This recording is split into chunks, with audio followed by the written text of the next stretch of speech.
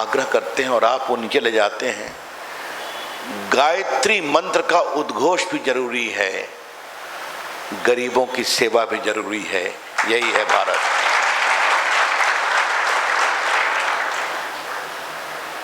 मेरे नौजवान साथियों, भारत है क्या? भारत के बारे में दो तीन धारणाएं हैं। एक धारणा अंग्रेजों ने रखी कि भारत नाम की कोई चीज नहीं था। हम आए, कलेक्टर को बैठाया, एसपी को बैठाया, ट्रेन ले आए तो हिंदुस्तान बन गया। और आज तक उनके यहाँ जो आईसीएस को सिखाते थे तो यही सिखाते थे, तुम्हारा दायित्व है हिंदुस्तान को एक रखना और हिंदुस्तान ऐसे लोगों को शिष्टाचार संस्कार सिखाना। दूसरी सोच आपके वामपंथियों की है कि भारत नाम की कोई एक देश एकता नहीं है, ये जातियों और बाकी का समूह है जिनको दबाव देकर एक देश बनाया गया है। इसलिए आज भी आप देखेंगे माओवादी लड़ते हैं कि जिनको भारत से अलग होने अलग हो जाएं। तीसरी सोच पूज्य श्री राम शर्मा ऐसे आचार्यों की है। भारत सिर्फ भूगोल नहीं है, भारत सिर्फ पृथ्वी का टुकड़ा नहीं है, भारत एक संस्कृति है और संस्कार है, ये ध्यान देना पड़ेगा। और गायत्री मंत्र जो दुनिया के प्राचीनतम मंत्रों में है, वो हमारी जीवनदायिनी है। और देखिए मित्रों, मैं बिल्कुल इतिहास से आपको कुछ उदाहरण दूंगा। शंकराचार्य, आदि शंकराचार्य निकले सुदूर दक्षिण से ना, कहां से? केरल से। उन्होंने 4 मठों की स्थापना की। सुदूर उत्तर में जोशी मठ, सुदूर दक्षिण में श्रृंगेरी, सुदूर पूरब में पुरी और सुदूर पश्चिम में द्वारिका। आज तक ये है ना जहां शंकराचार्य बैठते हैं। अगर इन चारों के बीच में आप धागा बांध दीजिए, यही तो हिंदुस्तान है ना। अब जरा आप महादेव को देखिए, महादेव केदारनाथ में बैठे हैं, महादेव अमरनाथ में बैठे हैं और महादेव रामेश्वरम में भी बैठे हैं। बैठे हैं कि नहीं बैठे हैं, मुझे बताइए। और जितने ज्योतिर्लिंग को आप गिनिए और वहां परिधि, तो वही तो भारत है ना। अब जरा आप मां को देखिए, मां वैष्णो देवी में भी बैठी है, मां कन्याकुमारी में भी बैठी है, मां कामाख्या देवी में बैठी है पूरब में गुवाहाटी के पास, और मां अंबा देवी में बैठी है गुजरात में, जिनकी पूजा, जिनके भक्त नरेंद्र मोदी जी हैं। ये सभी मंदिर हजारों हजार साल पुराने, मैं उसी की बात कर रहा हूं। आज तक 500-600 साल हुए मुगलों की दास्तां विभिन्न रूप में। ऐबक्स आए, गुलाम वंश आया, लोदी वंश आया, मुगल आए, तैमूर आए, बाकी आए, आते गए जाते गए, हत्या नरसंहार करते गए। फिर अंग्रेज आए 300 साल तक। ये 800 साल का कालखंड है जब पृथ्वीराज को मोहम्मद गोरी ने हराया था। लेकिन भारत के इस सांस्कृतिक अस्तित्व को कोई मिटा सका क्या? ये सवाल मैं आपके सामने आज उठाना चाहता हूं। मुझे कहावत है ना, कुछ बात है कि हस्ती मिटती नहीं हमारी। ये हस्ती क्या है? ये हस्ती है हमारे संस्कार की, ये हस्ती है हमारे सांस्कृतिक मूल्यों की, ये हस्ती है गायत्री मंत्र के प्रभाव की। कहीं गीता का ज्ञान, कहीं रामायण की महिमा, ये भारत के कोने कोने में है ना। अभी मनीष जी बता रहे थे कि मुझे रामलला के वकील के रूप में बहस करने का अवसर मिला। आज एक भव्य मंदिर बना है और यहीं पर मैं आपके सामने एक सवाल छोड़ना चाहता हूं। अंग्रेज थे ना, तो उन्होंने अपने बड़े बड़े सम्राटों की मूर्ति लगाई थी ना। पटना में अपने पिताजी और से पूछिए तो यहाँ पर कहीं क्वीन विक्टोरिया की मूर्ति थी, कहीं लॉर्ड हार्डिंग की मूर्ति थी, कहीं पर क्वीन एलिजाबेथ के दादा परदादा किंग जेम्स फोर्थ की मूर्ति थी। आज भी जो हार्डिंग रोड है ना, यहाँ लॉर्ड हार्डिंग की थी। राजभवन के सामने मूर्ति थी। ये मूर्तियां कहाँ चली गई और क्यों चली गई? क्योंकि वो मूर्ति कला की मूर्ति नहीं थी, वो मूर्ति दास्ता की प्रतीक थी। तुम हिंदुस्तानियों के ऊपर हम राज करते हैं तो हमारे राजाओं की ये मूर्ति लगेगी। बाबरी मस्जिद इबादत की मस्जिद नहीं थी। बाबरी मस्जिद हिंदुओं के ऊपर उनके अमानवीय आचरण का प्रतीक था कि ये तुम्हारे प्रभु राम का जन्म स्थान है, यहां पर हम अपनी मस्जिद बनाएंगे। ये तुम्हारे भगवान कृष्ण का जन्म स्थान है, यहां हम अपनी मूर्ति बनाएंगे, अपनी मस्जिद बनाएंगे। और वही हुआ काशी में। आजादी के बाद ये सब होना चाहिए था कि नहीं होना चाहिए था? महादेव का मंदिर था सोमनाथ में, तोड़ा था गजनी ने। अब तो नए नए इतिहास बहुत आ रहे हैं। थोड़ा मनीष बाबू के संस्कार में मुझे भी लिखने पढ़ने का शौक है, मैंने जानने की कोशिश की। फिर तो वामपंथी दबाव में इतिहास को दबाया गया। अब नौजवान इतिहासकारों ने सब खोला है। ये कहा गया सोमनाथ का मंदिर इसलिए तोड़ा गया कि वो लूटने के लिए आया था सोना। गलत बात है। गजनी आया था तो एक हफ्ते तक हिंदू लड़ते रहे, 50,000 मारे गए, उनकी सेना बड़ी थी। फिर वो अंदर घुसा, कहा कि ले जाओ सोना। कहा हम सोना लूटने के लिए नहीं आए, हमें इस महादेव के बुत को तोड़ना है और गजनी की अपनी मस्जिद के सीढ़ियों पर बिछाना है ताकि जो आए नमाज पढ़ने वो चढ़कर आए। बहुत लड़ाई हुई।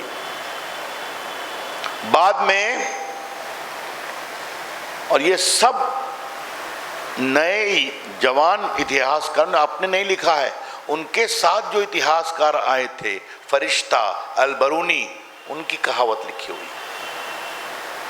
और उस समय क्या हुआ, वो सोमनाथ है गुजरात के पास, वहाँ से उनको जाना था अफगानिस्तान, उसमें गजनी कैसे जाएं, तो उन्होंने कहा हम आपको गाइड करते हैं सिंध के तरफ से, और उनको फंसा दिया बिल्कुल बालू के रेगिस्तान के बीच में। पानी पानी को तरस गए।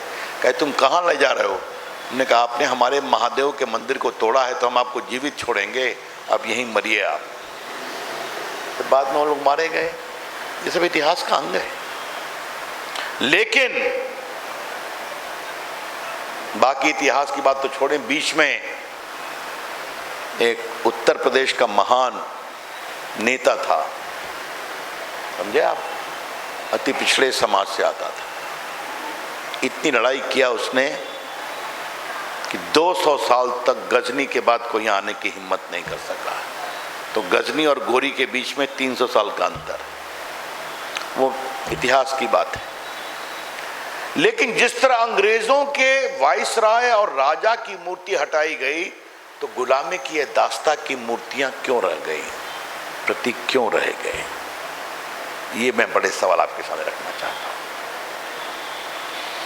हम लोग जीते, प्रभु राम मर्यादा पुरुषोत्तम हैं, तो मर्यादा की जीत हुई। हाई कोर्ट में जीते, सुप्रीम कोर्ट में जीते। और सुप्रीम कोर्ट ने अपने फैसले में क्या कहा है? 3 बातें ध्यान रखना, क्योंकि आपको लिखने पड़े हैं लोग। पहला, मुस्लिम पक्ष ऐसा कोई सबूत नहीं दे सका कि ये उनके एकमात्र कब्जे में थी 300 साल तक बनने के बाद। दूसरा, बाबरी मस्जिद बनने के बाद भी हिंदुओं का विश्वास कभी नहीं डोला कि प्रभु राम का जन्म स्थान है, और वहां आकर वो सर झुकाते थे। और तीसरा, आर्कियोलॉजिकल सर्वे ऑफ इंडिया की खुदाई से स्पष्ट है कि एक मंदिर की नींव पर मस्जिद बना। जानते हो मित्रों, इसकी बड़ी रोचक कहानी है। कहानी क्या है? जब ये ढांचा गिर गया तो जज ने कहा हम खुदाई कराएंगे। कहा हिंदू भी परेशान, मुस्लिम भी परेशान, क्या निकलेगा? उन्होंने कहा जहां राम अल्लाह बैठे हैं उसको छोड़ करके 50 फीट खुदाई कराएंगे।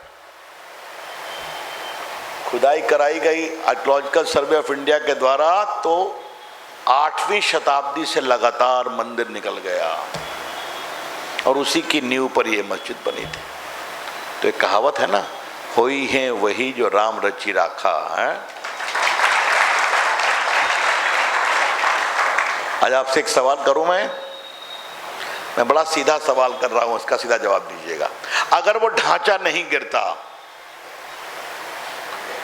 तो सुप्रीम कोर्ट हिंदुओं के पक्ष में निर्णय करने के बावजूद ये कभी कहता कि इसको तोड़ दीजिए?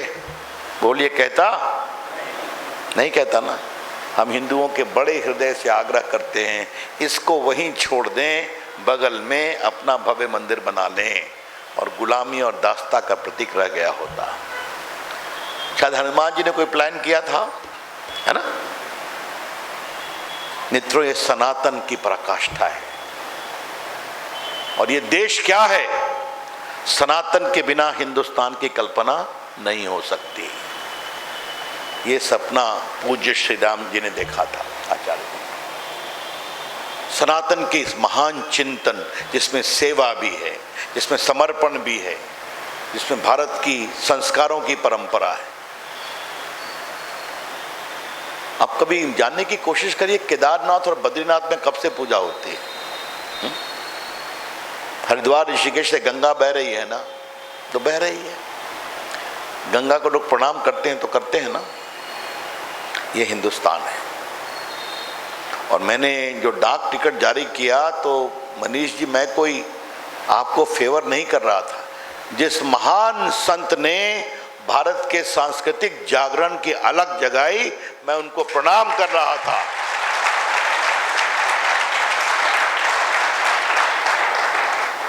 इसीलिए मैं पूज्य श्री राम शर्मा जी को किस कैटेगरी में रखता हूं? इसमें आपको दूसरी बात करके, यहाँ विवेकानंद की भी तस्वीर मैं देख रहा हूँ, गुरुदेव आचार्य श्री राम शर्मा जी की तस्वीर देख रहा हूँ, स्वाभाविक है। इन अंग्रेजों ने क्या किया था आप लोग जानिए। जब वो राज करने आए तो उन लोगों ने बात किया, तो कहा कि यहाँ के तो पंडित बड़े विद्वान हैं, गीता बहुत अच्छा ग्रंथ है, रामायण है, वेद है, गायत्री मंत्र है। तो उनको डांट पड़ी, कह रहे मूर्खों, अगर हिंदुस्तान को विद्वान बताओगे तो हम राज कहां से करेंगे? बोलो कि वो मूर्ख हैं, कुछ नहीं जानते। और हमें ऐसे हिंदुस्तानी चाहिए जिनका रंग तो हिंदुस्तानी हो लेकिन हृदय अंग्रेज हो। Indian penal code, Indian evidence act, ये सब कब आया? 1862 से 1868 में। भारत इंडियन पेनल कोड, भारतीय दंड संहिता, तो हिंदुस्तानियों को दंड देने के लिए संहिता है। और याद करिए, ये सारी यूनिवर्सिटी कब खुली हैं? Patna university, Mumbai university, Bombay university, Calcutta university, Madras university, ये सब उसी कालखंड में खुली। खोलो, पढ़ाओ, क्लर्क बनाओ, ICS बनाओ, होंगे हिंदुस्तानी, दिल दिमाग होगा अंग्रेज। ये उनकी सोच थी। वैसे में सबसे पहले रामकृष्ण परमहंस जागते हैं और अपने नरेंद्र को खोजते हैं, जाओ भारत का स्वाभिमान जगाओ। उन्होंने जो काम किया आप सभी जानते हैं। सब पूजा छोड़ो, सिर्फ भारत माता की पूजा करो, सेवा को जोड़ो। दूसरा, महर्षि अरविंद, उन्होंने क्या कहा? भारत के आध्यात्मिक इतिहास को जगाना। उनको तो भगवान श्री कृष्ण ने दर्शन दिया था अलीपुर जेल में। तीसरा, लोकमान्य तिलक, स्वराज्य हमारा जन्म सिद्ध अधिकार है। याद है ना? ये जो गणेश पूजा होती है ये सब उन्होंने शुरू कराई थी। और चौथा, पूज्य श्री राम शर्मा जी, कहा कि हमारा देश पुण्य भूमि है, हमारे संस्कार, भारत, इनको एक बड़ा देश बनना है। ये समझना बहुत जरूरी है। और एक बात और बताऊं आपको, रोचक बात, भारत में जिन्होंने इस देश के संस्कार, संस्कृति का अपमान किया, वो कहाँ चले गए? जनता जानती है कि ये देश, इस देश की मिट्टी, इस देश के संस्कार, इस देश की संस्कृति के अंदर ये तत्व हैं, जिस तत्व को जगाने का काम गायत्री परिवार करता है और जिसको आप लोग बढ़ा रहे हैं। अभिनंदन आपका। मनीष जी, मैं आप सबों को बहुत प्रणाम करता हूं कि मेरे क्षेत्र में इतने नौजवान सेवा का काम कर रहे हैं और गायत्री मंत्र के अनुसार लोगों को जागृत कर रहे हैं। आपका मैं हृदय से अभिनंदन करता हूं, आपके लिए ताली बजाता हूं। Keep it up.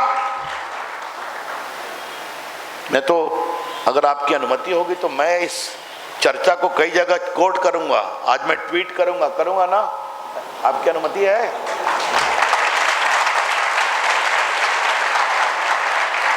मुझे 1.5 करोड़ लोग फॉलो करते हैं। मैं देश का आईटी मंत्री भी रहा हूँ, टेलीकॉम मंत्री भी रहा हूँ, कानून मंत्री रहा हूँ, अटल जी की सरकार में मंत्री रहा हूँ। ये पूरा डिजिटल इंडिया का नाम सुना है कि नहीं सुना है? ये पीएम के निर्देश पर मैंने ही किया था। जरा बताओ, कोरोना का टीका आप लोगों को लगा था? याद है? आपका पहला टीका कहाँ लगेगा, दूसरा टीका कहाँ लगेगा, कब लगेगा, इसकी जानकारी आपको मिली थी? कहाँ मिली थी?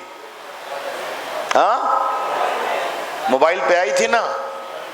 ये काम आपके सांसद रविशंकर ही कर रहे थे, देश के मंत्री के रूप। इस देश में 90 करोड़ स्मार्टफोन है, 120 करोड़ मोबाइल फोन है, 135 करोड़ आधार कार्ड है, 95% मोबाइल पे इंटरनेट है।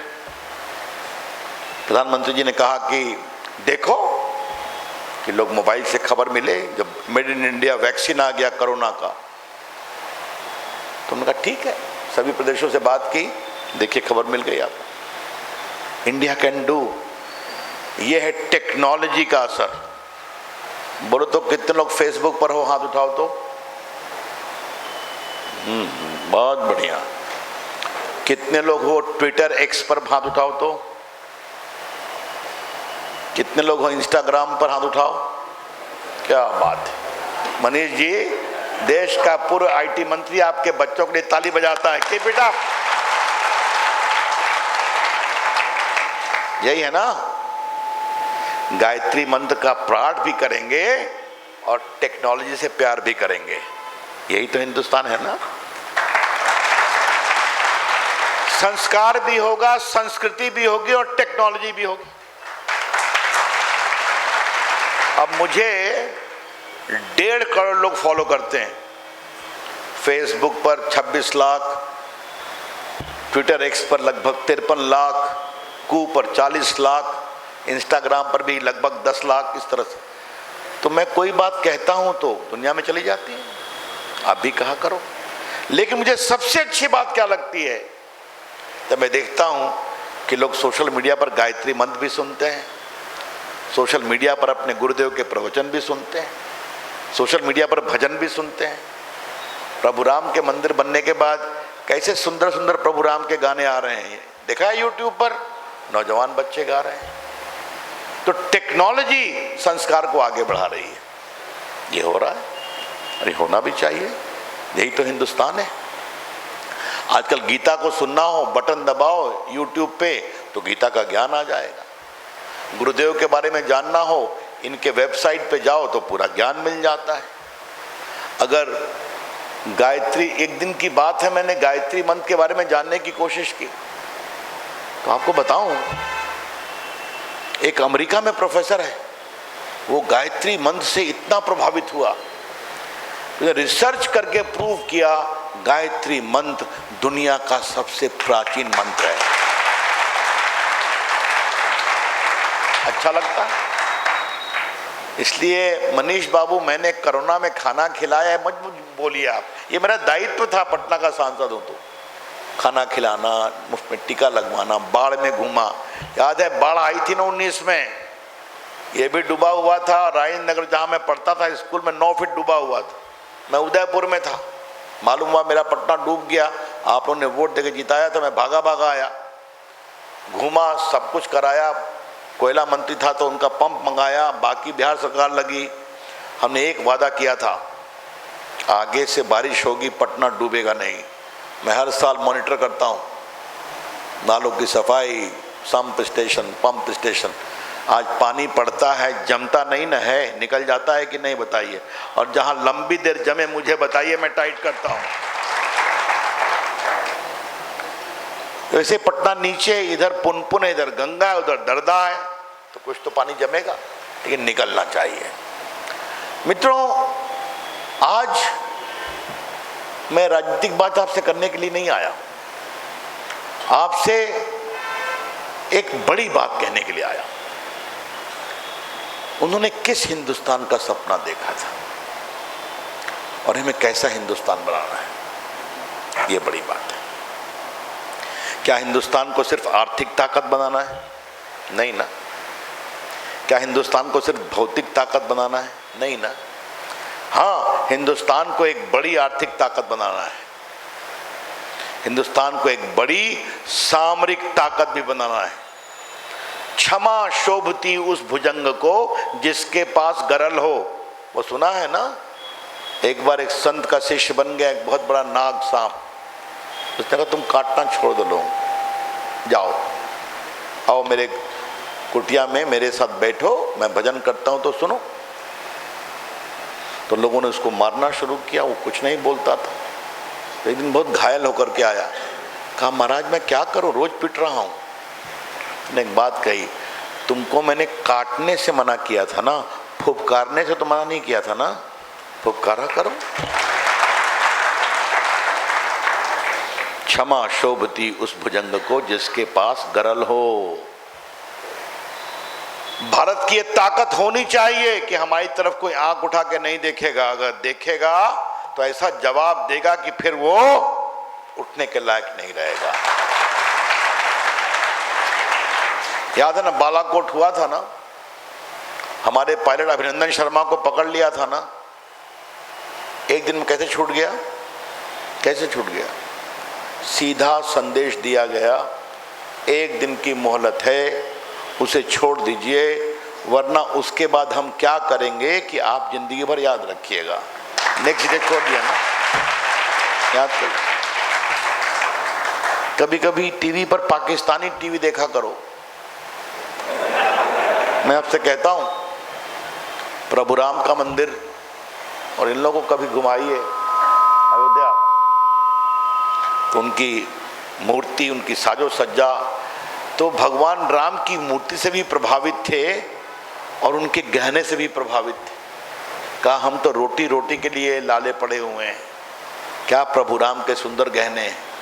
तो 2 दिन बाद रामनवमी है ना, तो देखिएगा ठीक 12 बजे प्रभु राम के मस्तक पर सूरज की किरण उनका संवारेगी, उनको प्रणाम करेगी।